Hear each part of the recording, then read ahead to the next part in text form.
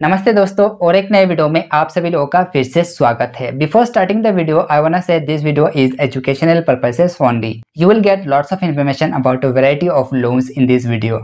देखो फ्रेंड्स, दिवाली आ गई है और दिवाली में हमको बहुत ज़्यादा एक्साइटमेंट होती है। अब एक्साइटमेंट किस बात की होती है? नया कार लोन लेने का, नया बाइक लोन लेने का, नया लैपटॉप लोन लेने का, नया ऑटो रिक्शा लोन लेने का। इस तरह का एक्साइटमेंट बहुत ज़्यादा बढ़ जाता है और सालों का हमारा सोया हुआ सपना अचानक से जग जाता है। इतना क्यूरियोसिटी बढ़ जाता है, हम डिसाइड कर लेते हैं कि इस दिवाली में कुछ ना कुछ हम खरीदेंगे।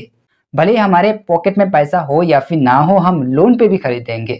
और इस एक्साइटमेंट के दौरान आपको मिलता है लोन ऑफर्स। कई सारे क्रेडिट कार्ड की ओर से आपको लोन ऑफर मिल जाता है, बैंक की ओर से लोन का ऑफर मिलता है, नॉन बैंकिंग फाइनेंशियल कंपनी की ओर से आपको बहुत सारे लोन का ऑफर मिलता है और आप बिना सोचे समझे, बिना जाने, बिना कुछ जांच किए आप जो है लोन ले लेते हैं। क्यों? क्योंकि आपको ऑफर्स को मिस नहीं करना है।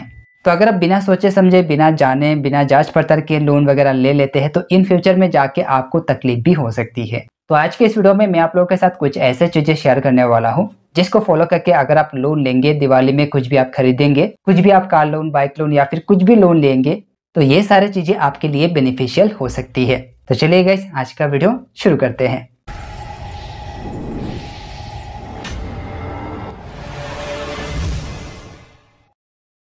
तो फ्रेंड्स, इस दिवाली में bike loan, mobile loan, car loan या फिर लैपटॉप लोन, कोई भी लोन लेने से पहले सबसे पहले आपको एक चीज का ध्यान रखना है, वो है आपका प्रोसेसिंग फी।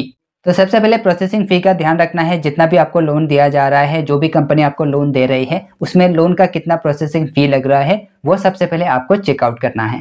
दूसरा जो चीज आपको ध्यान रखना है वो है आपका रेट ऑफ इंटरेस्ट। जो भी लोन आपको यहाँ पे मिल रहा है, जो भी लोन आप यहाँ पे ले रहे हैं, उसमें रेट ऑफ इंटरेस्ट कितना लगाया जा रहा है, वो चीजें आपको डिटेल में चेकआउट करना है। रेट ऑफ इंटरेस्ट में और एक चीज बताना चाहता हूँ, सबसे इंपॉर्टेंट चीज होती है, जो लोन आपको मिल रहा है उसमें जितना भी रेट ऑफ इंटरेस्ट लगाया जा रहा है, जो भी 12%, 15%, 18%, जो भी रेट ऑफ इंटरेस्ट यहाँ पे लगाया जा रहा है, वो फिक्स रेट ऑफ इंटरेस्ट है या फिर फ्लोटिंग है। अब ये जो फ्लोटिंग इंटरेस्ट रेट होती है, जो वेरिएबल इंटरेस्ट रेट होती है, वो इन फ्यूचर में जाके मार्केट कंडीशन के हिसाब से आपका रेट ऑफ इंटरेस्ट जो है वो कम भी हो सकता है, ज्यादा भी हो सकता है।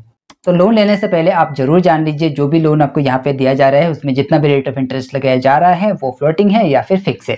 अगर आप लॉन्ग टाइम के लिए लोन लेने जा रहे हैं, अगर उसमें फ्लोटिंग होती है तो आपको आगे जाके ज़्यादा पैसा बढ़ना पड़ सकता है। वही अगर आपका लोन का रेट ऑफ इंटरेस्ट फिक्स रहेगा तो जितने भी टेन्योर के लिए आप लोन लेंगे वो आपका सेम ही रहने वाली है। रेट ऑफ इंटरेस्ट में और एक चीज़ ध्यान रखना है, कई बार आपको ऑफर वगैरह मिल जाता है जिसमें लिखा हुआ रहता है कि आपको इतने रेट ऑफ इंटरेस्ट में लोन दिया जा रहा है। वो रेट ऑफ इंटरेस्ट 1.15 का भी हो सकता है, 1.16 का भी हो सकता है, 1.50 का भी हो सकता है। इस तरह का अक्सर जो है ना ऑफर दिया जाता है। अब यहाँ पे आपको डिटेल में चेक करना है कि जो भी आपको रेट ऑफ इंटरेस्ट 1.5 हो गया, 1.50 हो गया, ये जो रेट ऑफ इंटरेस्ट आपको यहाँ पे लगाया जा रहा है, ये एनुअली लगाया जा रहा है या फिर मंथली लगाया जा रहा है। क्रेडिट कार्ड वाले क्या करते हैं कि इस तरह का ऑफर अक्सर देती है कस्टमर्स को। साइकोलॉजी के लिए ये सारे ऑफर्स को बनाया जाता है ताकि आपको जो रेट ऑफ इंटरेस्ट है ना वो ज्यादा ना लगे। अगर वो लोग एक ही बार में आपको बोलेंगे कि हम आपको 19% या फिर 18% में लोन दे देंगे, तो हो सकता है वो जो रेट ऑफ इंटरेस्ट है वो आपको ज्यादा लगे, लेकिन वो होता है आपका एनुअल रेट ऑफ इंटरेस्ट। तो ये चीजें आपको डिटेल में चेकआउट करना है। एक्साइटमेंट के तौर पे आपको ये चीजें बिल्कुल भी नहीं भूलना है कि ये जो रेट ऑफ इंटरेस्ट आपको लगाया जा रहा है वो मंथली है या फिर एनुअली है। उसके बाद अगला चीज आपको ध्यान रखना है वो है आपका फोरक्लोजर चार्जेस। जो भी आप लोन वगैरह लेते हैं उसको अगर आप इन फ्यूचर में जाके क्लोज करना चाहते हैं मैच्योरिटी डेट के पहले, तो उसमें कितना फोरक्लोजर चार्जेस लगाया जाएगा, कितने परसेंटेज के हिसाब से फोरक्लोजर चार्जेस लगाया जाएगा। उसके बाद हम बात करते हैं टेन्योर की। तो आपको कितना टेन्योर बनाना है वो आपको डिसाइड करना है। ज़्यादा लॉन्ग टाइम के लिए अगर आप ईएमआई भरेंगे, ज़्यादा लॉन्ग टाइम के लिए अगर आप टेन्योर बनाएंगे, भले ही आपका ईएमआई कम हो सकता है, लेकिन ऐसे सिचुएशन में आपको इन फ्यूचर में जाके आपको इंटरेस्ट ज़्यादा पे करना पड़ेगा। अगर आप शॉर्ट टाइम के लिए ईएमआई बनाएंगे तो यहाँ पे कम इंटरेस्ट आपको पे करना पड़ेगा किसी भी लोन के लिए। उसके बाद अगला जो चीज़ आपको ध्यान रखना है वो है आपका रीपेमेंट कैपेसिटी।